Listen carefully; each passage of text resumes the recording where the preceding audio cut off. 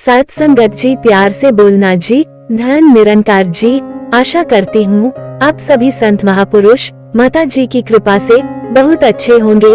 आप सभी का एक बार फिर से स्वागत है आपके अपने ही चैनल पर। एक बार फिर से हाजिर हूँ एक और नई साखी के साथ। आज का विषय है चकवा चकवी के 3 प्रश्न। 1, सबसे बड़ा धर्म क्या है?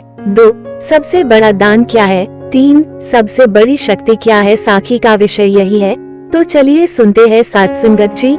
एक वन में चकवा पक्षी का एक जोड़ा रहा करता था। चकवा और चकवी दोनों में बड़ा प्रेम था। दोनों अपना हंसी खुशी जीवन व्यतीत कर रहे थे। इन दोनों में इतना प्रेम था कि जंगल में मौजूद पशु पक्षी इनके प्रेम का मिसाल दिया करते थे। यहाँ तक कि चकवा चकवी एक दूसरे पर प्राण न्यौछावर करने के लिए तैयार रहते थे। जब चकवी से कोई गलती हो जाती तो चकवा जब उसे सुनाता तो वह चकवी चुपचाप सुन लेती है सत्संगत जी, और पलटकर कभी भी जवाब नहीं देती है। ठीक इसी तरह जब चकवे से कोई गलती हो जाती है तो चकवी चकवे को सुना देती तो चकवा भी चुपचाप सुन लेता और पलटकर कभी भी जवाब नहीं देता था। जब दोनों में किसी बात को लेकर खटपट होती तो थोड़ी देर में दोनों में सुलह भी हो जाती। सत्संगत जी, चकवा का पड़ोसी एक कौवा था। कौवा का अपनी पत्नी से हमेशा हर बात पर झगड़ा हुआ करता था। उन दोनों में हमेशा क्लेश रहता था। इतना झगड़ा करते कि मारपीट की नौबत आ जाती। कौवा बड़ा ही दरिद्र था। उसके घर में हमेशा अन्न की कमी रहती थी।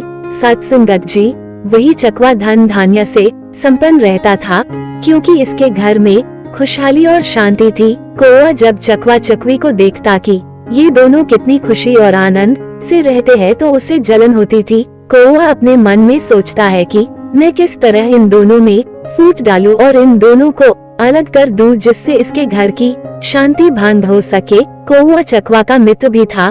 मित्र ही मित्र के बारे में गलत सोच रखता था। उसके मन में चकवा और चकवी के प्रति हमेशा जलन रहती थी।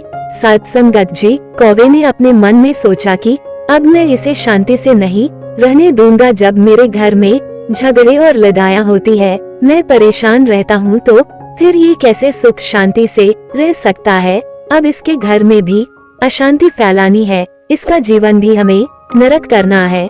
जब कभी भी चकवा घर पर नहीं रहता तो कौवा चकवी के पास जाता और चकवे के बारे बुराई करता और कहता कि चकवी बहन, चकवा भाई आपसे बिल्कुल भी प्रेम नहीं करते, वो तो किसी दूसरे से प्रेम करते हैं। मैंने उन्हें कुछ समय पहले किसी अन्य से बात करते हुए देखा। कौवे की इस बात को सुनकर चकवी को बिल्कुल भी भरोसा नहीं होता था। सत्संगत जी, चकवी कौवे की बात को नहीं सुनती है और उसके बात को हवा में उड़ा देती है। जब कभी चकवा अकेला रहता तो कौवा चकवा के पास जाकर चकवी की बुराई करता और कहता कि चकवा भाई, चकवी आपसे बिल्कुल भी प्रेम नहीं करती है, क्योंकि वह किसी अन्य से प्रेम करती है। मैंने आज ही चकवी बहन को किसी और से बात करते हुए देखा है।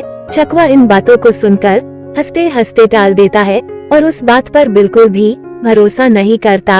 अब इसी प्रकार कौवा चकवा और चकवी दोनों में बारी बारी से फूट डालने की कोशिश करता, लेकिन चकवा चकवी में इतना दृढ़ प्रेम था कि एक दूसरे पर विश्वास किया करते थे और दूसरों के बहकावे में नहीं आते थे। अब इस प्रकार कौवा जब हार जाता है तो कौवा अपनी पत्नी से जाकर कहता कि यदि तुम चाहती हो कि मैं तुमसे कभी भी झगड़ा ना करूं, तो तुम मेरा एक काम करो, चकवा और चकवी दोनों में मनमुटाव करवा दो, दोनों के बीच झगड़ा पैदा कर दो जिससे उनकी शांति भंग हो सके। कौवा ने पत्नी से कहा कि जब भी तुम्हें मौका मिले तुम चकवी बहन का कान भरती रहना और मुझे भी जब भी समय मिलेगा मैं भी चकवा भाई का कान भरता रहूंगा, जिससे दोनों में लड़ाई झगड़ा हो सके।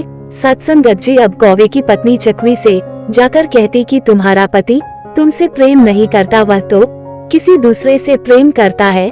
ठीक इसी तरह कौवा भी चकवा के पास जाकर कहता है, चकवा भाई, चकवी बहन आपसे प्रेम नहीं करती, वो किसी दूसरे से प्रेम करती है। कौवा और उसकी पत्नी अब प्रतिदिन चकवा और चकवी के कान भरते, जिससे धीरे धीरे चकवी को विश्वास होने लगा कि चकवी जरूर अब हमसे प्रेम नहीं करती है। ठीक इसी तरह चकवी को भी धीरे धीरे ये लगने लगा कि मेरा पति मुझसे प्रेम नहीं करता है। अब चकवा और चकवी में मनमुटाव होने लगा, दोनों के बीच झगड़े होने लगे। साथ संगत जी, जिसकी वजह से लक्ष्मी जी ने चकवा और चकवी के घर को छोड़ दिया, क्योंकि जिस घर में लड़ाई झगड़े होते हैं उस घर में माँ लक्ष्मी का वास नहीं होता है। अब चकवा और चकवी के घर में दरिद्रता ने अपना वास कर लिया। जब चकवा और चकवी धन की कमी के कारण भूखों मरने लगते हैं तो ये देखकर कौवा को बड़ा सुकून मिलता है, उसे बड़ी प्रसन्नता मिलती है।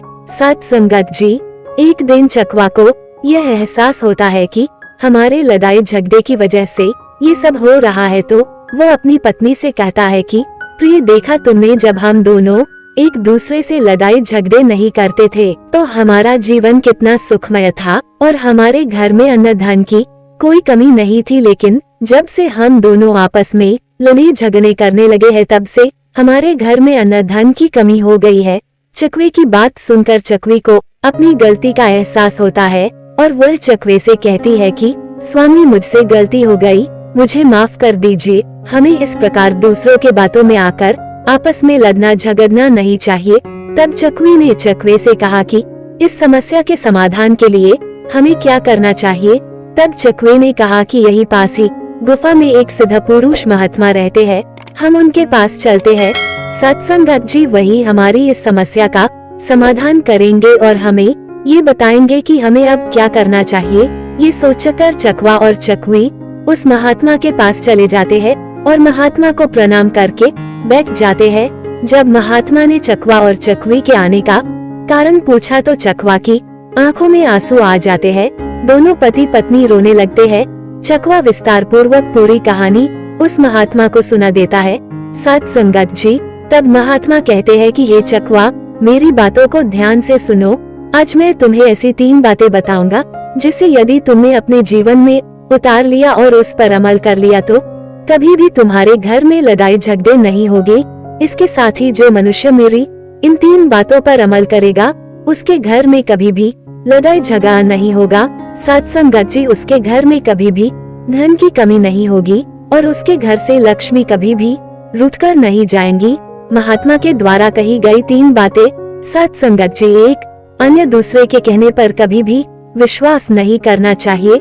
जब तक कि स्वयं आप अपनी आंखों से देख न लो तब तक आपको उन बातों पर विश्वास नहीं करना चाहिए। यदि किसी ने आपके अपनों के प्रति मनमुटाव पैदा कर दिया है तो ऐसे में आप बिना कुछ जाने समझे उस पर विश्वास बिल्कुल भी न करें। कही कहाई और सुनी सुनाई बातों में नहीं आना चाहिए। सत्संगत जी, 2, हमें अपनों पर कभी भी शक नहीं करना चाहिए। यदि आप अपनों पर शक करेंगे तो आप विनाश के कगार पर पहुंच जाएंगे। पति पत्नी, माता पिता, पिता पुत्र, इन्हें आपस में किसी के ऊपर शक नहीं करना चाहिए। आप गैरों पर शक कर सकते हैं लेकिन अपनों पर कभी भी शक नहीं करना चाहिए। सत्संगत जी, 3, कभी भी बिना बुलाए समारोह और उत्सव में नहीं जाना चाहिए, क्योंकि यदि आप बिना बुलाए किसी समारोह या उत्सव में जाते हैं तो इससे आपके सम्मान को ठेस पहुंच सकती है, जिससे आपके मान सम्मान में कमी आ जाएगी। सत्संगत जी, अगर आप सभी को आज की साखी अच्छी लगी हो तो वीडियो को लाइक शेयर जरूर कीजिएगा। साथ ही चैनल पर पहली बार आए हैं तो सब्सक्राइब करना न भूले। आप सभी से फिर मुलाकात होगी नई साखी और विचारों के साथ। तब तक के लिए खुश रहिए, सेवा सिमरन सत्संग करते रहिए, माता जी के चरणों से जुड़े रहिए। प्यार से बोलना जी, धन निरंकार जी।